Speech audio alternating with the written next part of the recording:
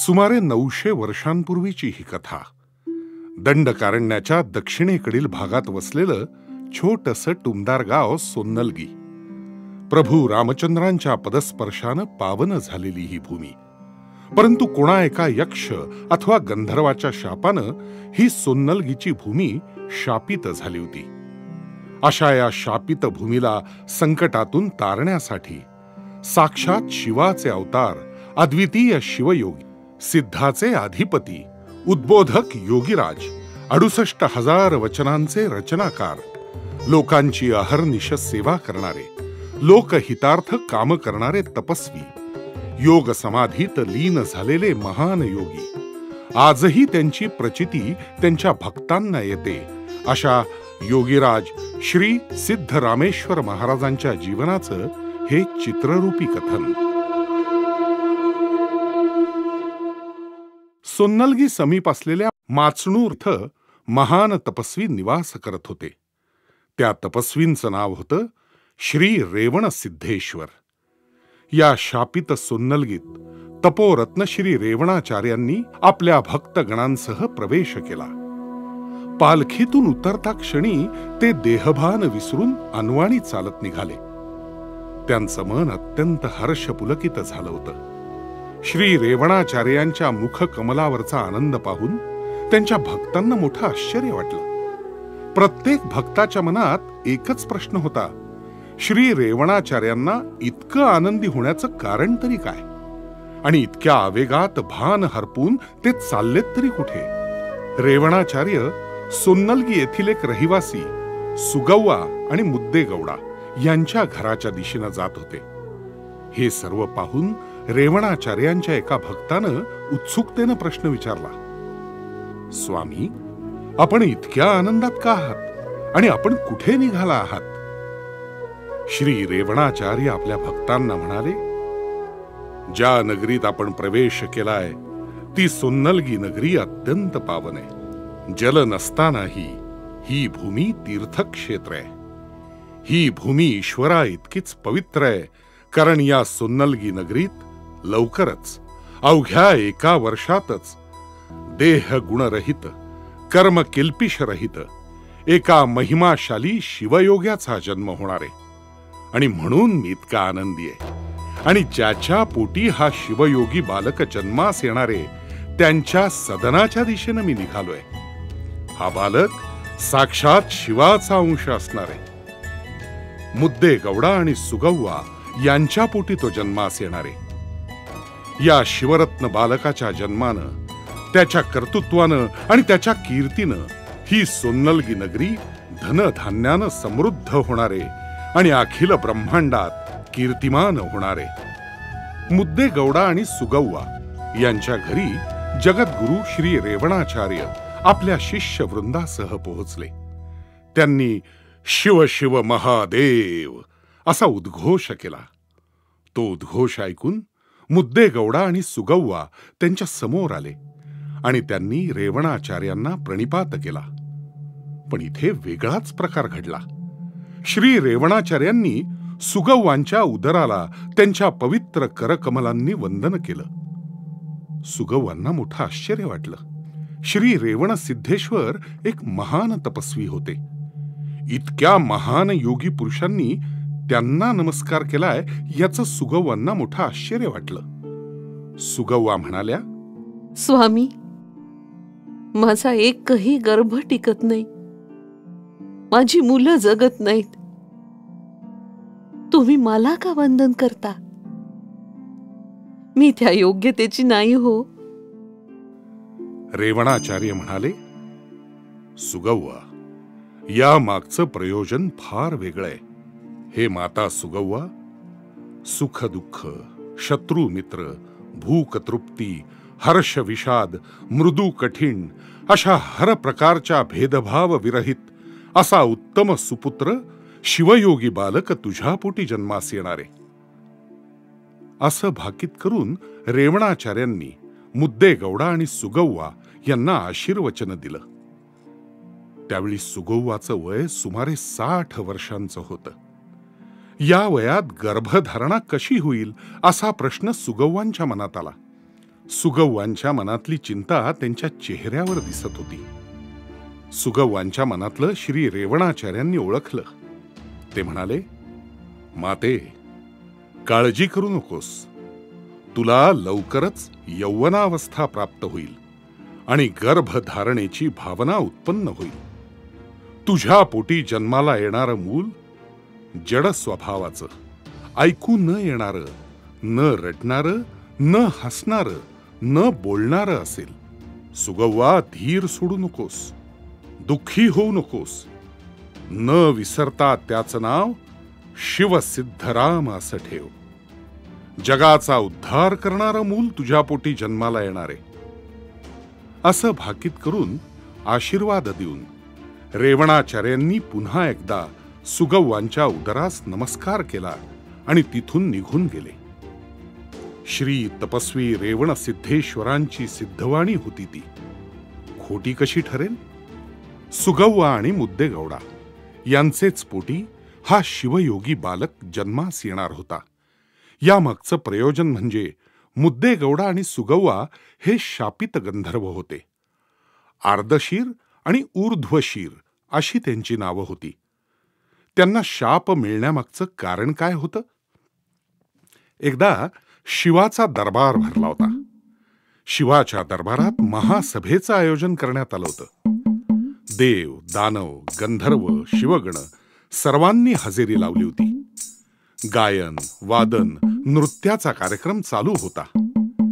3 पाय असलेले भृंखील तिथे उपस्थित होते. त्यांचं रूप आणि त्यात ते त्यांचे 3 पाय अशा भृंगींना पाहून आर्दशीर आणि ऊर्ध्वशीर यांना हसू आवरलं नाही. ते दोघे जोरजोरानं हसू लागले.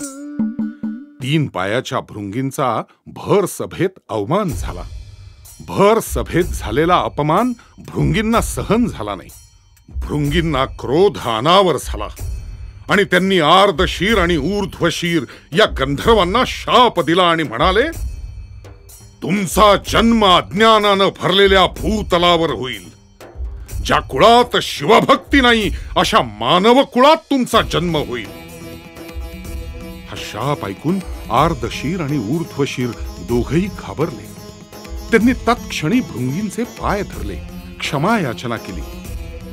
भृंगींनी शाप द्यावा अशी विनवणी केली. त्यांची याचना ऐकून भृंगींचं मनपरिवर्तन झालं. भृंगींनी शाप दिला आणि म्हणाले, जितेंद्रिय आणि शिवज्ञानी पुत्र तुमच्या पोटी जन्माला येईल आणि मग तुमची या शापातून मुक्तता होईल. तुमच्या पोटी जन्माला येणारा पुत्र करुणाशील, पराक्रमी, एकनिष्ठ, अक्षय, मंगलकारक आणि मानव जातीचा उद्धार करणारा असेल.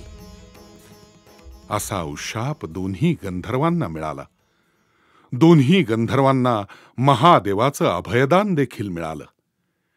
हेच ते शापित गंधर्व आर्दशीर आणि ऊर्ध्वशीर या भूतलावर जन्मास आलेले मुद्देगौडा आणि सुगव्वा. त्यांचा शापातून मुक्तीचा काल समीप आला होता. ज्या काळात म्हणजेच 900 वर्षांपूर्वी श्री सिद्धरामेश्वरांचा जन्म झाला, त्यावेळी सोन्नलगी नगरीवर राजे नन्नप्पा आणि राणी चामलादेवी राज्य करत होते. मुद्देगौडा आणि सुगव्वा यांची भेट घेतल्यावर श्री रेवण सिद्धेश्वर महाराजांनी राजे नन्नप्पा आणि राणी चामलादेवीची भेट घेतली. त्यांना भविष्यात घडणाऱ्या घटनांची माहिती दिली. भविष्यात होणाऱ्या शुभ वर्तमानाची कल्पना दिली. शुभाशीर्वाद दिला आणि श्री रेवणाचार्य आपल्या शिष्यांसह माचणूरला परतले. श्री रेवणाचार्यांचं भाकीत खरं ठरलं. सुगव्वांना तारुण्य प्राप्त झालं. त्यांना गर्भधारणेची जाणीव होत होती. श्री रेवणाचार्यांचा एक एक शब्द खरा ठरत होता. त्याची प्रचिती येत होती. साक्षात शंभू महादेवाचा अंश त्यांच्या पोटी जन्माला येणार याचा मुद्देगौडा आणि सुगव्वांना खूप आनंद झाला. कैलासाधिपती शंभू महादेवांना अंतरज्ञानानं या घटनेचा सुगावा लागला. महादेवांना आनंद झाला. साक्षात शिवांनी 108 सद्गुणांनी युक्त अशी पुतळी तयार केली. त्या पुतळीला स्वतःचं सामर्थ्य प्रदान केलं आणि ती पुतळी सुगव्वांच्या गर्भात उतरवली. त्यावेळी सर्व देवी देवतांनी जय जयकार केला, पुष्पवृष्टी केली, शुभाशीष दिले. आता सर्वांनाच त्या बालकाच्या जन्माची उत्सुकता होती. दिवसामासी गर्भ वाढू लागला. पाहता पाहता 5 महिने पूर्ण झाले. अद्भुत बालक शिवाचा अंश श्री सिद्धरामेश्वराच्या जन्माची घटिका जवळ आली होती. बालकाच्या जन्माच्या वेळी चमत्कार झाला. सुगव्वा गाढ निद्रावस्थेत गेल्या. आजूबाजूला चाललेल्या कुठल्याही गोष्टीचं भान त्यांना उरलं नाही. तेजपुंज बालकाचा जन्म झाला. बालक मलरहित, सुगंधित आणि शुक्ल शोणरहित होतं. बालकाच्या जन्माच्या वेळी साक्षात माता पार्वती, माता लक्ष्मी आणि माता सरस्वती तिथे प्रकट झाल्या. त्यांनी बालकाला मोठ्या प्रेमानं जवळ घेतलं आणि सिद्धराम असं नामकरण केलं. बालकाला आशीर्वचन देऊन तेथून त्या लुप्त झाल्या. काही वेळाने सुगव्वा शुद्धीत आल्या. दिव्य बालकाला पाहून त्यांना खूप आनंद झाला. बालकाच्या जन्माची वार्ता सुन्नलगीत पाहता पाहता पसरली. बालकाच्या नामकरणाचा दिवस उजाडला. सर्व तयारी झाली. सुगव्वांनी सुचवलं की बालकाचं नाव सिद्धराम ठेवावं. मुद्दे गौडा यांच्या घराण्याचं कुलदैवत म्हणजे धुळी महांकाळ. मुद्दे गौडांचे कुटुंबीय धुळी महांकाळाचीच पूजा करत, म्हणून दिव्य बालकाचं नाव धुळी महांकाळ ठेवलं. बालक तेजपुंज अद्वितीय होतं. त्यामुळे हे सर्वसामान्य बालकासारखं नव्हतं. ते रडायचं नाही, हसायचं नाही, त्यास तहान भूक लागायची नाही. हे सर्व पाहून सुगव्वांना त्याची खूप काळजी वाटायची. काळजी वाटणं अगदी साहजिकच होतं. त्या बालकाचं काय करावं हा प्रश्न सुगव्वांना नेहमी सतावत असे. मुद्दे गौडांची खूप मोठी राळाची शेती होती. त्यांच्या शेतात एक शिवलिंग होतं.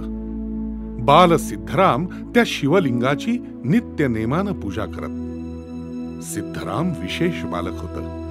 त्याच्या दिव्यत्वाची पदोपदी प्रचिती येत असे. सिद्धराम शुभशकुनी बालक होतं. सिद्धराम जिथे जिथे पाऊल ठेवीत ती भूमी पुण्यक्षेत्र होत असे. सहज ओलांडलेलं जलकुंड पवित्र तीर्थ होत असे.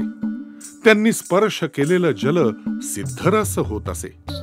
ज्या भूमीवर त्यांची दृष्टी पडे ती भूमी पावन होत असे, कारण त्यांचा जन्मच जगाच्या उद्धारासाठी झाला होता. एकदा श्री मल्लीनाथांना म्हणजेच साक्षात शंभू महादेवांना सिद्धरामांना भेटण्याची इच्छा झाली. कारण ज्या कार्यासाठी सिद्धरामांचा जन्म झाला होता त्यासाठी सिद्धरामांना सिद्ध करणं आवश्यक होतं. कार्य कठीण होतं. सिद्धरामांचा भविष्यातला आयुष्याचा प्रवास यशस्वी होण्यासाठी ही सिद्धता आवश्यक होती. म्हणून श्री मल्लिकार्जुनांनी सिद्धरामांची परीक्षा घेण्याचं ठरवलं. श्री मल्लीनाथांनी जंगमाचं रूप धारण केलं. भगवी वस्त्र परिधान केली. गळ्यात रुद्राक्षाच्या माळा घातल्या आणि सिद्धरामांच्या शेतात प्रकट झाले. जंगमरूपी श्री मल्लीनाथ सिद्धरामांच्या दृष्टीस पडले. सिद्धराम त्यांच्या समीप गेले. श्री मल्लीनाथांनी सिद्धरामांच्या कपाळाला भस्म लावलं. नित्य सुखाची प्राप्ती होवो असा आशीर्वाद दिला. श्री मल्लिकार्जुन म्हणजेच साक्षात महादेव जंगमाच्या रूपात प्रकट झाले आहेत हे सिद्धरामांच्या लक्षात आलं. सिद्धरामांनी मल्लिकार्जुनांना प्रणिपात केला. त्यांची पायधूळ मस्तकाला लावली. मल्लिकार्जुनांना घोंगडीवरच बसवलं आणि त्यांची मनोभावे पूजा केली. शिवशंभू मल्लीनाथ सिद्धरामांवर प्रसन्न झाले. मल्लीनाथांनी त्यांना कडेवर घेतलं. मोठ्या प्रेमानं त्यांना आपल्या हृदयाशी धरलं आणि आपल्या मूळ रूपाचं दर्शन घडवलं आणि सांगितलं की ते साक्षात शिवशंभू महादेव आहेत. सिद्धरामांच्या आनंदाला पारावार उरला नाही. श्री मल्लीनाथ म्हणाले, सिद्धरामा, तुला भेटायला मी खूप दूरून आलोय. तुझ्या शेतात राळा छान पिकलाय. मला राळा भाजून देशील का? श्री मल्लीनाथांचे हे उद्गार कानी पडता क्षणी श्री सिद्धरामांनी शेकोटी पेटवली आणि गरम गरम राळा भाजून दिला. श्री मल्लिकार्जुन राळ्याचा हुरडा खाऊन तृप्त झाले. श्री मल्लिकार्जुन म्हणाले, मी राळा खाऊन तृप्त झालोय, पण दही भात खाण्याची इच्छा आहे. ती माझी इच्छा तू पूर्ण कर. बाल सिद्धराम तडक घरी आले. आई पुढे हट्ट केला दही भात बनवण्याचा. बाल सिद्धरामांनी जन्मापासून एकही शब्द उच्चारला नव्हता. त्या बालकाचे पहिले बोल, पहिला हट्ट सुगव्वा खूप हर्षित झाल्या. त्यांनी लगेच त्यांच्या बालकाचा हट्ट पूर्ण केला. सुगव्वानी मौसूत भात घेतला. त्यात गोड दही घातलं, जिरेपूड, मीठ, सुंठपूड घातली आणि शिदोरी बांधून सिद्धरामांना दिली. सिद्धराम शिदोरी घेऊन पळत पळत शेतात पोहोचले. पाहतात तर काय, श्री मल्लीनाथ कुठेच दिसेनात. सगळीकडे शोधत होते, खूप शोधलं, पण मल्लीनाथ कुठेच दिसेनात. रानावनात सगळीकडे शोधलं. मल्लय्या मल्लय्या म्हणून हाक मारली, पण मल्लीनाथ कुठंच दिसेनात. शोधत शोधत बाल सिद्धराम एका ठिकाणी आले, जिथे काही यात्रेकरू श्री मल्लीनाथांचा जयघोष करून श्री शैलला निघाले होते. बाल सिद्धराम श्री मल्लिकार्जुन न भेटल्यामुळं खूप व्याकुळ झाले होते. खूप दुःखी कष्टी झाले होते. बाल सिद्धरामांना अश्रू अनावर झाले. रडत बसलेला दिव्य बालक यात्रेकरूंच्या दृष्टीस पडला. तो का रडतोय याची विचारपूस केली. त्याची समजूत घातली, त्याची काळजी घेतली, त्याचं सांत्वन केलं. बाल सिद्धराम यात्रेकरूंना म्हणाले, माझे स्वामी, माझे मल्लीनाथ सापडत नाहीत. त्यांनाच मी शोधतोय. ते तुम्हाला दिसले का? माझे मल्लीनाथ श्रीशैल पर्वतावर राहतात. मला ते सापडत नाहीत. बालकाची व्याकुळता यात्रेकरूंना पाहावे ना. यात्रेकरूंनी दिव्य बालकाला वचन दिलं मल्लीनाथांची भेट घडवण्याचं आणि सिद्धरामेश्वरांना घेऊन यात्रेकरू श्री शैलला निघाले. इकडे संध्याकाळ झाली तरी सिद्धराम घरी परतले नाहीत. सुगव्वांना खूप काळजी वाटत होती.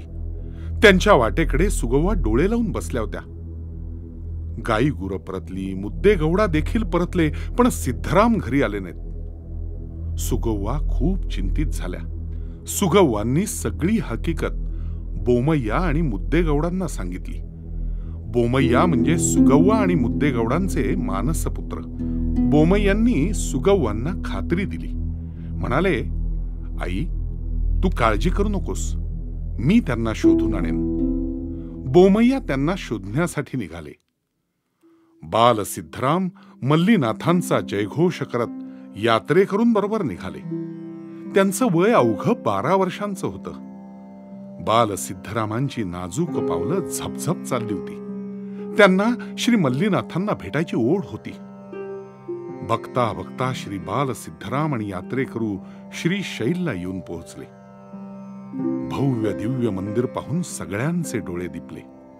श्री मल्लिकार्जुनांच्या पवित्र लिंगाचं दर्शन घेतलं. यात्रेकरू सिद्धरामांना म्हणाले, हेच ते श्री मल्लीनाथांचे लिंग. तू पण या ज्योतिर्लिंगाचं दर्शन घे. पण सिद्धराम प्रत्यक्ष श्री मल्लीनाथांना भेटले होते, त्यामुळे सिद्धरामांना पटेना. सिद्धरामांना त्यांच्या मल्लीनाथांना भेटायचं होतं, ज्या रूपात ते सिद्धरामांना त्यांच्या शेतात भेटले होते. सिद्धराम पुन्हा श्री शैलला मल्लीनाथांना दरी खोऱ्यात, कडे कपारीवर, डोंगर माथ्यावर शोधत फिरले. आडकेश्वर, शिखरेश्वर पर्वतावर देखील शोधलं. शोधून शोधून तो कोवळा जीव खूप दमला. बाल सिद्धराम खूप थकले. मल्लीनाथांना शोधत शोधत ते कमरी कड्यावर पोहोचले. त्यांचा जीव खूप व्याकुळ झाला होता. सिद्धराम खूप निराश झाले होते. सिद्धरामांनी एक शेवटची हाक मारायची, नाहीतर सरळ कमरी कड्याच्या उंच शिखरावरून उडी मारायची असं मनोमन ठरवलं. एकार्थ हाक मारली आणि कमरी कड्यावरून उडी मारली. बाल सिद्धरामांनी उडी मारता क्षणी साक्षात शिवशंभू भोलेनाथ श्री मल्लीनाथ प्रकटले आणि सिद्धरामांना त्यांच्या करांनी धरलं. अलगद बालकाला झेललं आणि कडकडून मिठी मारली.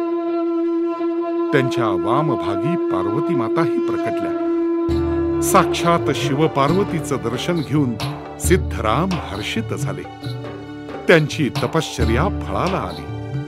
सिद्धरामांनी श्री मल्लीनाथांचा आणि माता पार्वतीचा जय जयकार केला. दोघांनीही सिद्धरामांना आशीर्वाद दिला. आशीर्वादाच्या स्वरूपात वज्रकुंडल घातली. सिद्धरामांच्या देहावर गजांबर पांघरलं आणि सर्व सिद्धांचं मूळ असलेला योगदंड त्यांना भेट म्हणून दिला. श्री मल्लीनाथ यांनी सिद्धरामांचं धैर्य आजमावण्याचं ठरवलं. शिव मल्लीनाथांनी काळ भैरवाला बोलवलं. श्री मल्लीनाथांनी भैरवाला आज्ञा केली. त्यांनी सिद्धरामांना श्री शैल पर्वताचा विस्तार, त्यातील उत्तम आणि आश्चर्यकारक गोष्टी दाखवण्यास सांगितलं. भैरवांनी सिद्धरामांना सर्व दिव्य ठिकाणं दाखवली. अद्भुत अशा गोष्टी दाखवल्या. सिद्धरामांच्या जन्मामागचं प्रयोजन होतं जगदोद्धार. खूप काळ श्री शैलला त्यांना ठेवून घेणं श्री मल्लीनाथांना योग्य वाटलं नाही. या सगळ्यांचा विचार करून श्री मल्लीनाथांनी सिद्धरामांना सोन्नलगीत जाण्याची आज्ञा केली. परंतु सिद्धराम काही केल्या परत जाण्यास तयार होत नव्हते. श्री मल्लीनाथ यांनी सिद्धरामांना त्यांच्या जन्मामागचं प्रयोजन काय आहे हे समजावून सांगितलं. श्री मल्लीनाथ म्हणाले, सिद्धरामा, तुझा जन्म भूतलावरील सर्व दुःखाचा आणि दोषांचा परिहार करण्यासाठी झालाय. सिद्धराम, तू सोन्नलगीत जाऊन तुझ्या कार्याला प्रारंभ कर, असा आदेश श्री मल्लिकार्जुनांनी दिला. श्री मल्लीनाथांनी सिद्धरामांना आशीर्वाद स्वरूपात श्री शैल पर्वतावरील सर्व पवित्र आणि मंगल गोष्टी दिल्या आणि सोन्नलगीची पुनर्रचना करण्यास सांगितलं. श्री सिद्धरामांची श्री मल्लीनाथावर अपार श्रद्धा आणि भक्ती होती. श्री मल्लीनाथांनी सिद्धरामांना आश्वस्त केलं आणि सांगितलं, सिद्धरामा, तू पुढे हो, मी लवकरच सोन्नलगीत येणार आहे. श्री मल्लीनाथांना सिद्धरामांनी मनापासून नमस्कार केला आणि सिद्धरामांनी श्री शैलहून सोन्नलगीसाठी प्रस्थान केलं. परतीच्या वाटेवर सिद्धरामांना त्यांचे बंधू बोमय्या भेटले. उभयतांना खूप आनंद झाला. दोघे बंधू सोन्नलगीत परतले. सिद्धराम परतल्याची वार्ता पाहता पाहता सुगव्वांपर्यंत पोहोचली. सर्व सोन्नलगीचे रहिवासी, सुगव्वा, मुद्देगौडा यांना अत्यानंद झाला. सिद्धराम नित्य नेमानं शिवलिंगाचं पूजन करत. एके दिवशी अचानक सिद्धरामांना श्री मल्लीनाथ यांनी दिलेलं वचन आठवलं. श्री मल्लीनाथांनी त्यांना सोन्नलगीत येण्याआधीचे संकेत सांगितले होते, त्याची आठवण झाली. श्री सिद्धराम त्या घटना घडण्याची वाट पाहत होते. श्री मल्लीनाथांनी ते कुठे प्रकट होणार हे देखील सांगितलं होतं.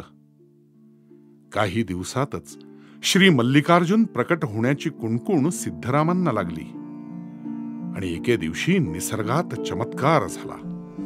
अचानक आकाशामध्ये काळ्या ढगांची गर्दी झाली. आभाळ भरून आलं. हा निसर्गातला बदल सिद्धरामांना लक्षात आला. श्री मल्लीनाथ प्रकट होण्याची वेळ समीप आली होती. ज्या मांदार वृक्षाखाली श्री मल्लिकार्जुन प्रकट होणार होते, तिथे श्री सिद्धरामांनी धाव घेतली.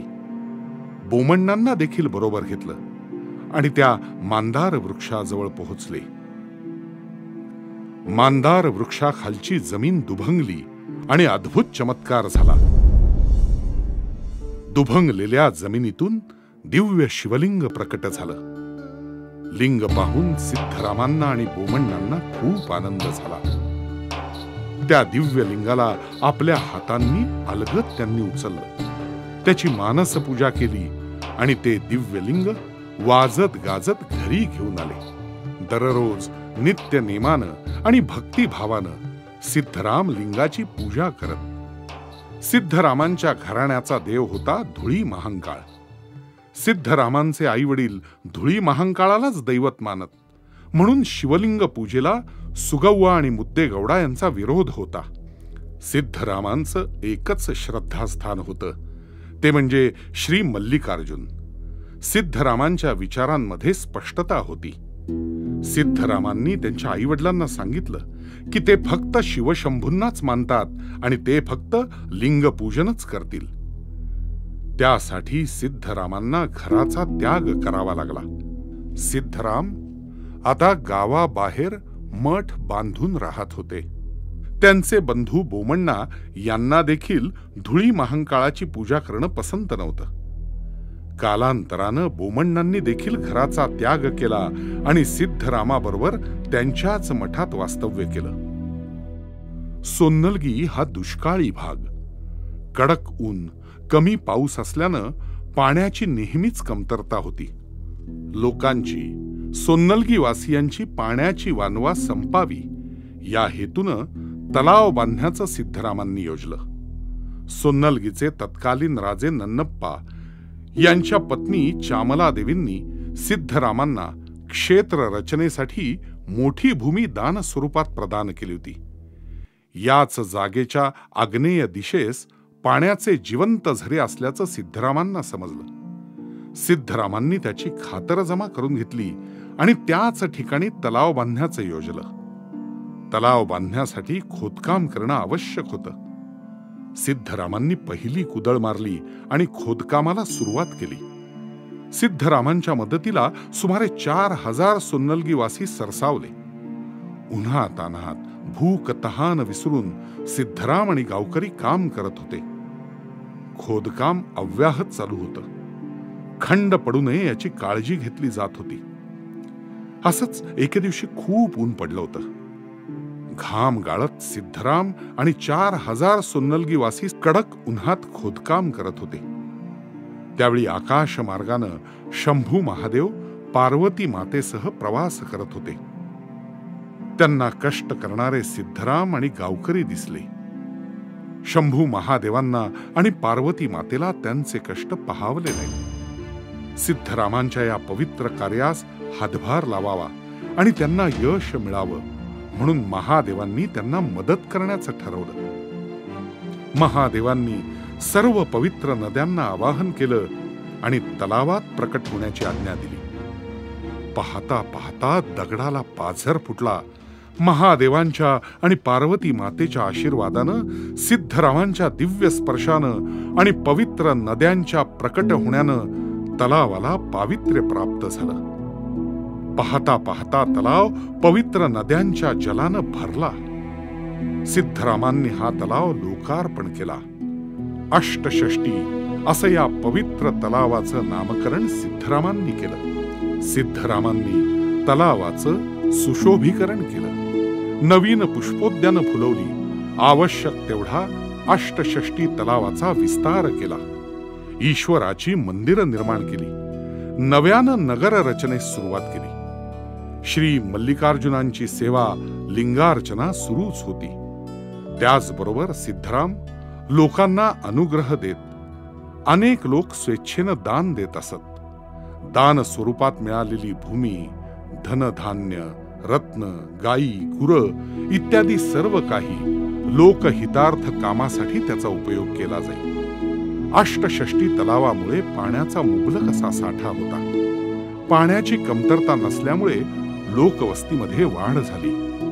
पाहता पाहता सोन्नलगी संपन्न आणि समृद्ध झालं. एके दिवशी श्री मल्लिकार्जुनांनी सिद्धरामांना दृष्टांत दिला आणि सांगितलं की सोन्नलगी गावापासून 1 योजना दूर वायव्य दिशेला आदिलिंग आहे. ते आदिलिंग सोन्नलगी सांड आणि तलावानजीक स्थापन कर. दुसऱ्याच दिवशी श्री सिद्धराम सज्ज झाले.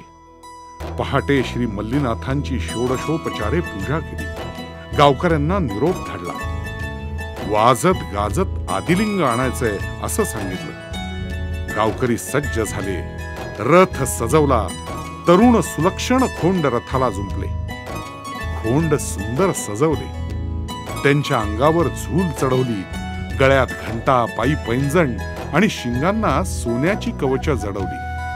अशी देखणी जोडी रथाला जुंपली. बैलांच्या कपाळाला बाशिंग बांधलं. भस्म लावलं. गळ्यात रुद्राक्षाच्या माळा घातल्या.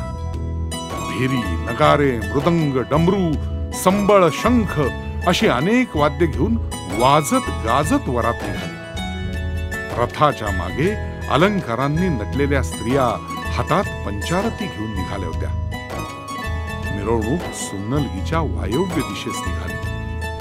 जवळजवळ 1 योजना दूर रथ पोहोचला आणि काही केल्या रथ पुढे जाईना. सर्वांनी प्रयत्न केला पण रथ काही पुढे जाईना. सिद्धरामांनी हा संकेत अचूक ओळखला. जिथे रथ थांबला त्या भूमीला नमस्कार केला. नमस्कार करता क्षणी तिथली जमीन दुभंगली आणि आतील श्री आदिलिंगाचं दर्शन घडलं. सिद्धरामांना खूप आनंद झाला. सिद्धरामांनी ते दिव्य आदिलिंग मोठ्या भक्तिभावानं आपल्या करकमलात घेतलं. मनोभावे पूजा केली. नतमस्तक झाले. स्वात्मज्योतीचा दीप समर्पिला. सोहम भावाचा नैवेद्य अर्पण केला. षोडशोपचार पूजा केली. मनोभावे नमस्कार केला. अत्यंत प्रेमानं आदिलिंग उचललं आणि रथात ठेवलं. आदिलिंग घेऊन वाजत गाजत श्री मल्लीनाथांचा जयघोष करत मिरवणूक सुन्नलगीत पोहोचली. आदिलिंग पाहून सुन्नलगी वासियांच्या डोळ्यांचं पारणं फिटलं. सर्वांनी शिवशंकरांचा, श्री मल्लीनाथांचा जयघोष केला. आदिलिंग स्थापनेचा उत्सव मोठ्या प्रमाणावर व्हावा अशी सिद्धरामांची इच्छा होती. त्यांची इच्छा सर्व नगरवासियांनी पूर्ण करायची असं ठरवलं. सिद्धरामांनी योजना आखली. सर्वत्र तयारी सुरू झाली. प्रत्येक वेस सजली. प्रत्येक घराला तोरण बांधले. सोन्नलगी नगरी सुशोभित करण्यात आली. सिद्धरामांना वाटलं दिव्य आदिलिंगाला अमृताचा अभिषेक करावा. सर्व शिष्यांना उपदेश केला. प्रयोजन सांगितलं आणि कैलासात पोहोचले. शंभू महादेवांना मनोभावे नमस्कार केला आणि आदिलिंगाच्या अभिषेकासाठी अमृताची मागणी केली. परंतु शिवशंभू म्हणाले, अमृत कैलासात नाही तर पाताळाच्या विवरात आहे. सिद्धरामा, पाताळाच्या विवरात जा आणि हवं तितकं अमृत घे. सिद्धरामांनी कैलास भूपती महादेव यांचा आशीर्वाद घेतला आणि पाताळात पोहोचले. पाताळात पोहोचता क्षणी त्यांनी अमृताचा शोध घेण्यास सुरुवात केली. पाताळाच्या विवरात खूप मोठी अमृतानं भरलेली विहीर होती. पाताळाची रचना स्वर्गाहून खूप वेगळी होती. स्वर्गापेक्षाही विलक्षण आणि अद्भुत नयनरम्य होती. सगळंच कल्पनेच्या पलीकडचं होतं. अमृतापर्यंत पोहोचण्याचा मार्ग व्यूहासारखा होता. खूप सुरक्षित अशा जागी अमृत ठेवलं होतं. अनेक भूत, पिशाच, राक्षस सिद्धरामांना आडवे आले. या सर्वांना सामोरं जाऊन सिद्धराम अमृताच्या विहिरीपर्यंत पोहोचले. तिथे शिवशंभू उपस्थित होते. महादेवांचे सिद्धरामांनी दर्शन घेतले. महादेवांनी सिद्धरामांना अमृत घेऊन जाण्याची अनुमती दिली. महादेवांचे आशीर्वाद घेऊन सिद्धराम अमृतानं भरलेल्या विहिरी जवळ गेले आणि आपल्या जवळ असलेल्या सुवर्ण कलशात अमृत भरून घेतलं. विहिरी जवळ कृष्ण पुदिना होता तो घेतला आणि सोन्नलगीला प्रस्थान केलं. सोन्नलगीत परतल्यावर त्यांनी आदिलिंगाला नमन केलं. सुवर्ण कलशामध्ये असलेल्या अमृताचं पूजन केलं. ठरल्याप्रमाणे अमृतानं शिवलिंगाला अभिषेक केला. सर्व काही सुरळीत पार पडलं. अभिषेक केलेल्या शुद्ध पादोदकाचा स्वीकार करण्याची सिद्धरामांनी आपल्या शिष्यांना आज्ञा केली आणि तुमचं मंगल होवो असा शुभाशीर्वाद दिला. परंतु सिद्धरामांच्या शिष्यांनी अमृताचं सेवन केलं नाही. अमृताच्या पावित्र्याने, त्याच्या शुभ्रतेने, शीतलतेने, मधुर सुवासाने शिष्यांचं मन तृप्त झालं होतं. या कारणानं का होईना पण अमृताचा अव्हेर केला होता. हे सर्व ऐकून सिद्धरामांचं मन विचलित झालं. सिद्धरामांना खूप क्रोध आला. शिष्यांना अमृताची किंमत नव्हती. प्रत्यक्ष देवलोकीचं अमृत, साक्षात शंभू महादेवाच्या प्रसादाचा अव्हेर त्यांनी केला होता. या सर्व गोष्टी सिद्धरामांना पटल्या नाहीत. त्यांना क्रोध आला. सिद्धरामांनी आदिलिंगाला अभिषेक केलेलं अमृत एकत्र केलं आणि सर्व अमृत तलावात विसर्जित केलं. जिथं अमृत विसर्जित केलं त्या ठिकाणी अभयलिंगाची स्थापना केली आणि त्या लिंगाचं नाव श्री अमृतलिंगेश्वर असं ठेवलं. सिद्धरामांचा हा जन्म लोकहितासाठी आणि जगाच्या उद्धारासाठी होता. श्री मल्लिकार्जुनांनी त्यांना सोन्नलगीची पुनर्रचना करण्यास सांगितलं होतं. क्षेत्र रचनेसाठी अमाप धन आवश्यक होतं. प्रथम श्री मल्लिकार्जुनाचं मंदिर बांधावं आणि क्षेत्र रचनेला सुरुवात करावी असा त्यांचा मानस होता. शिवलिंग स्थापन करण्यासाठी ते जमीन खोदू लागले आणि चमत्कार झाला. धनानं भरलेला हंडा त्यांना सापडला आणि काम सुलभ झालं. सिद्धरामांनी शास्त्रोक्त आराखडा तयार केला आणि शिवमंदिर बांधण्यास सुरुवात केली. त्यानंतर सिद्धरामांनी 68 लिंग घडवली. श्री मल्लिकार्जुनांचं मंदिर बांधताना मध्यभागी श्री मल्लिकार्जुनांचं मांदार वृक्षाखालील भूमीतून प्रकट झालेलं शिवलिंग विधिवत स्थापन केलं. सभोवती 8 दिशांना 8 लिंग विधिवत स्थापन केली. 68 लिंग स्थापन करण्याचं काम सिद्धरामांनी त्यांचे बंधू बोमण्णा यांना सुपूर्त केलं. 68 लिंग एकाच दिवशी एकाच वेळी सिद्धरामांच्या सेवकांनी स्थापन केली. प्रत्येक लिंगाची विधिवत पूजा केली. सोन्नलगी वासियांचं प्रत्येक संकटापासून संरक्षण व्हावं या हेतून सिद्धरामांनी 8 दिशांना 8 गणपती, 8 देवी, 8 भैरव मंदिरं उभी केली. सिद्धराम सोन्नलगी नगरी आणि सोन्नलगी वासियांची अहर्निश सेवा करत होते. सिद्धरामांचे अनेक भक्त होते. त्यांच्यापैकी एक निस्सीम भक्त होती कुंभार कन्या गंगा. गंगा अहोरात्र सिद्धरामांची सेवा करत होती. नित्य नेमानं मठाची झाडलोट, सडा रांगोळी, पूजेची तयारी, देवासाठी फुलं आणणे अशी सर्व तयारी गंगा रोज करत असे. उपवर झालेली गंगा, तिची इच्छा होती तिचं लग्न व्हावं तर सिद्धरामांशी. तिनं मनोमन सिद्धरामांना पती मानलं होतं. परंतु सिद्धराम ब्रह्मचारी होते. सिद्धरामांचा एकच देव होता, तो म्हणजे श्री मल्लीनाथ. श्री मल्लीनाथ हेच त्यांचं सर्वस्व होतं. सिद्धरामांनी श्री मल्लीनाथांना नाथ, पिता, पालनकर्ता मानलं होतं. सिद्धरामांनी आजन्म ब्रह्मचर्य स्वीकारलं होतं. गंगेनं सिद्धरामांना आपलं सर्वस्व अर्पण केलं होतं. त्यांना मनोमनी पती म्हणून वरलं होतं. परंतु गंगेचं बोलायचं धाडस होईना. एके दिवशी नेहमीप्रमाणे गंगा मठासभोवती रांगोळी काढत होती. त्यावेळी तिची आणि सिद्धरामांची भेट झाली. गंगेनं सिद्धरामांना नमस्कार केला आणि मनातली इच्छा व्यक्त केली. सिद्धरामांनी लग्नाला साफ नकार दिला. नकार ऐकून गंगा खूप अस्वस्थ झाली. गंगा म्हणाली, सिद्धरामा, तुमच्याशिवाय माझा दुसरा कोणी पती होणं नाही. जर तुमच्याशी लग्न झालं नाही तर मी आत्मसमर्पण करीन, या देहाचा त्याग करीन. गंगेनं खूप याचना केली. परंतु सिद्धराम काही केल्या ऐकेना. सिद्धरामांनी गंगेला श्री मल्लीनाथांनी दिलेला योगदंड दिला आणि म्हणाले, तू या योगदंडाशी लग्न कर. गंगा एकनिष्ठ आणि सच्ची भक्त होती. तिनं सिद्धरामांच्या म्हणण्यानुसार त्यांच्या आज्ञेचं पालन करण्याचं ठरवलं. पण तिनं एक अट घातली. गंगा म्हणाली, मी योगदंडाशी लग्न करीन, परंतु तुम्ही मला आत्मसमर्पणाची अनुमती द्या.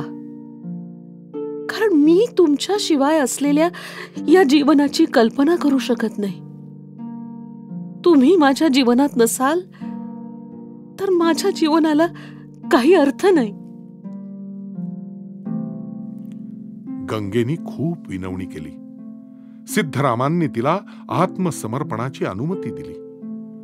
योगदंड घेऊन गंगा घरी परतली. शुभ मुहूर्तावर तिचं लग्न लावण्यात आलं. तो दिवस म्हणजे भोगी मकर संक्रमणाच्या आधीचा दिवस. मोठ्या थाटात तिचं लग्न लागलं. मकर संक्रांतीच्या दिवशी आत्मसमर्पण करायचं तिनं ठरवलं. संध्याकाळी होमाची तयारी केली. गंगेला सौभाग्य अलंकार चढवण्यात आले. हिरवी भरजरी साडी नेसवण्यात आली. गावकऱ्यांच्या समक्ष त्यांच्या साक्षीनं गंगेनं आत्मसमर्पण केलं. सिद्धरामांची लिंगार्चना सातत्यानं चालू होती.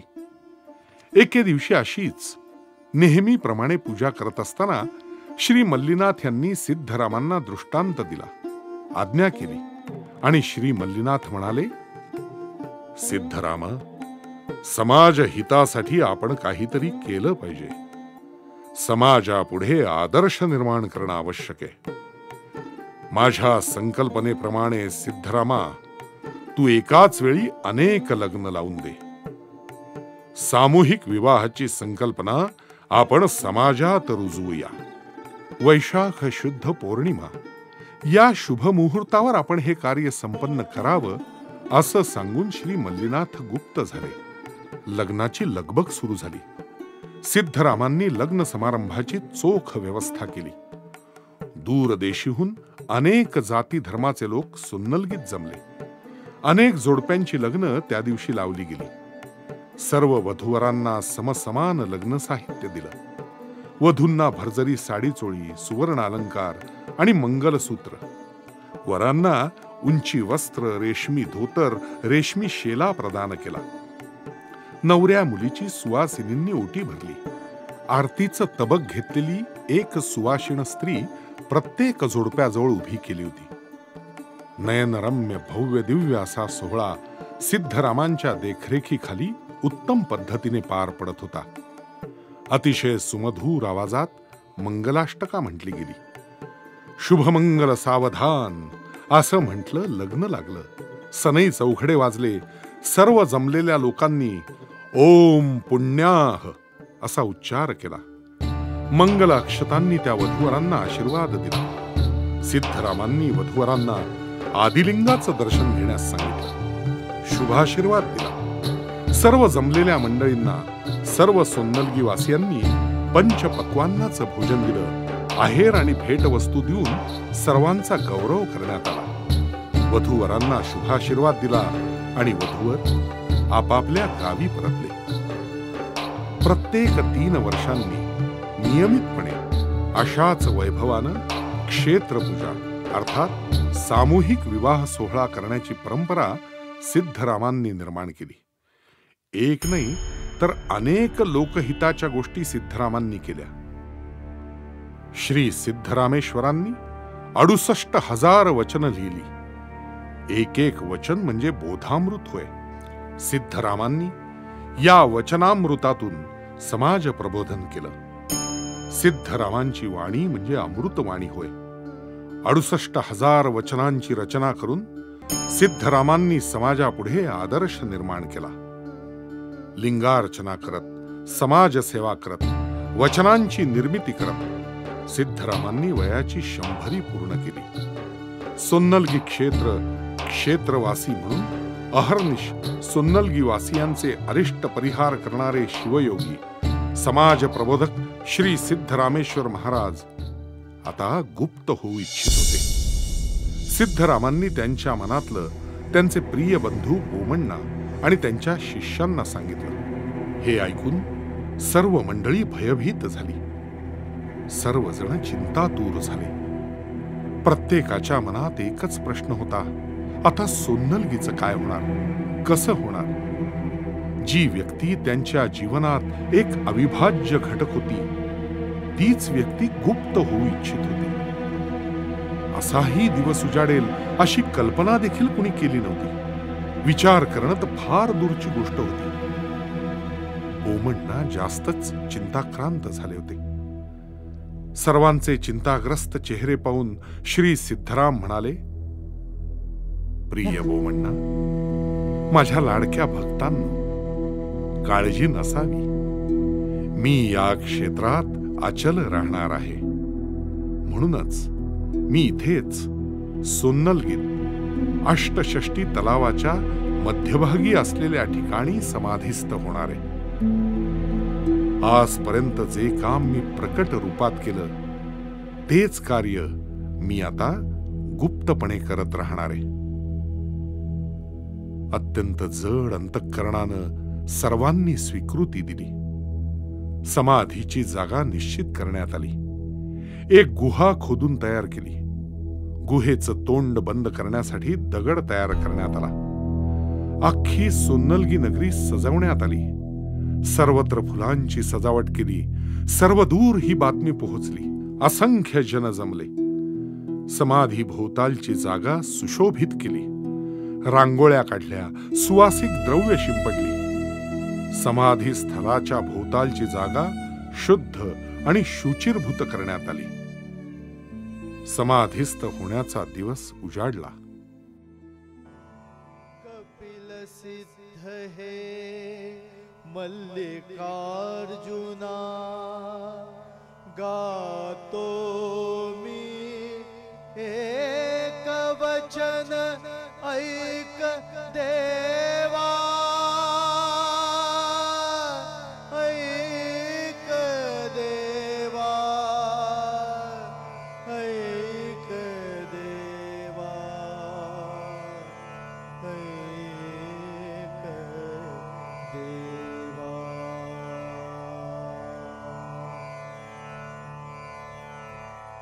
सिद्धरामांनी त्यांच्या 101व्या वर्षी योग समाधी घेतली।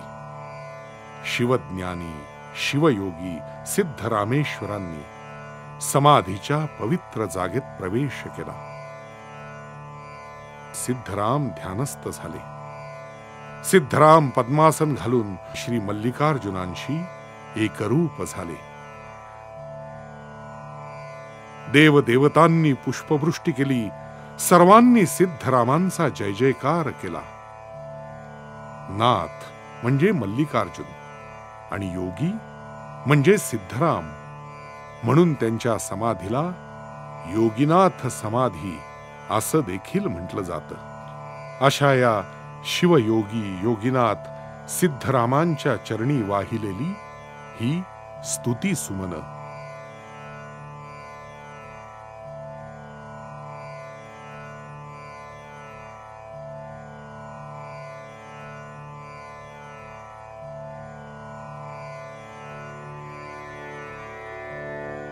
सिद्धरामा किती करावी तुझी स्तुती, सर्व सिद्धांचा तू अधिपती। 68,000 वचने गाऊनी पसरली सर्वत्र तुझी कीर्ती। देसी आम्हा जगण्याची तू स्फूर्ती। शिवशंकरांचा तू अवतार, तूची विश्वमूर्ती। सोन्नलगीत दाखविल्यासी तू लीला अनंत कोटी। आहेस तू सदैव आमुच्या पाठी, हेची आशीर्वचन दे तू आम्हासी। प्रणिपात तुझला श्री सिद्धमूर्ती। योगीनाथा शिवयोगी श्री सिद्धरामेश्वर महाराज की जय।